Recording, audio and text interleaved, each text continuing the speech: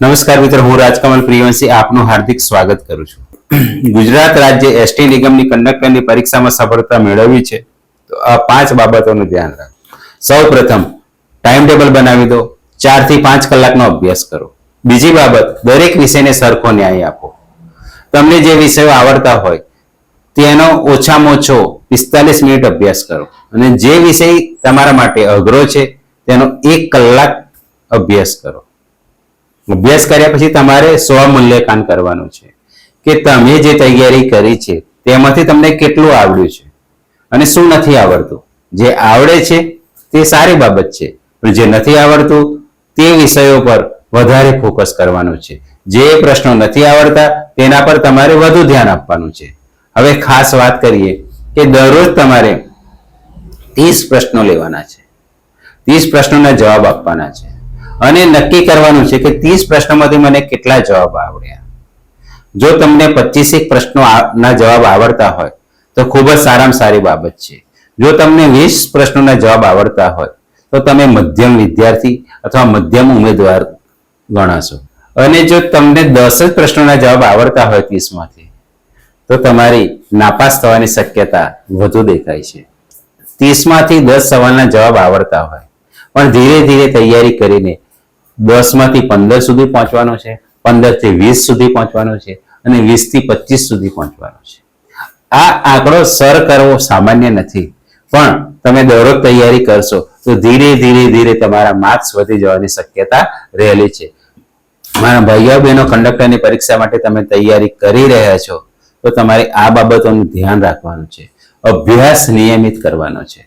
આજે વાંચ્યું, આજે તૈયારી કરી અને કાલે કઈ નહીં, પછી ત્રીજા દિવસે વાંચવાનું, પલંગમાં આડા પડીને વાંચવાનું, આ બાબત યોગ્ય નથી.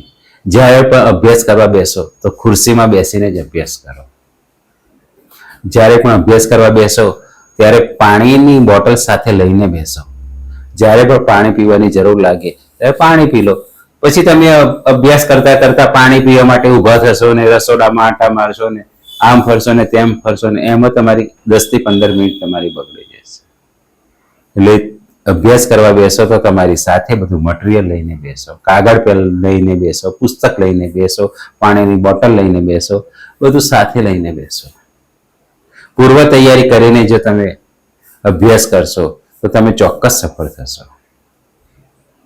કંડક્ટરની પરીક્ષા અઘરી તો છે જ, પણ કોના માટે અઘરી છે?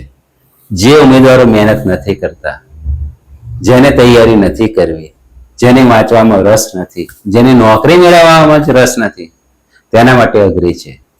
જે ઉમેદવારો નિયમિત મહેનત કરશે, દરરોજ તૈયારી કરશે અને જેનું સ્વપ્ન છે કંડક્ટર બનવાનું, તેમના માટે તો સહેલું છે.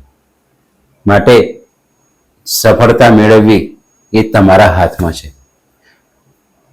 માત્ર ફોર્મ ભરવા ખાતર ફોર્મ ભરી દીધું ને પરીક્ષા આપવા ખાતર પરીક્ષા આપવા જશો, એવા તો હજારો વિદ્યાર્થીઓ છે, પણ તમારે એ હજારો વિદ્યાર્થીઓની યાદીમાંથી બહાર આવવાનો છે અને પરીક્ષાની તૈયારી કરવાની છે. કંડક્ટરની નોકરી તમે મેળવો એ માટે શુભેચ્છા આપું છું. અમારી ચેનલને લાઈક કરજો, સબસ્ક્રાઇબ કરજો અને મિત્રો, અમારા વિડીયો જો તમને ગમતા હોય તો તમારા મિત્રોમાં શેર કરજો અને કોમેન્ટમાં લખી દો કે કોણ કોણ કંડક્ટર બનવા માંગે છે.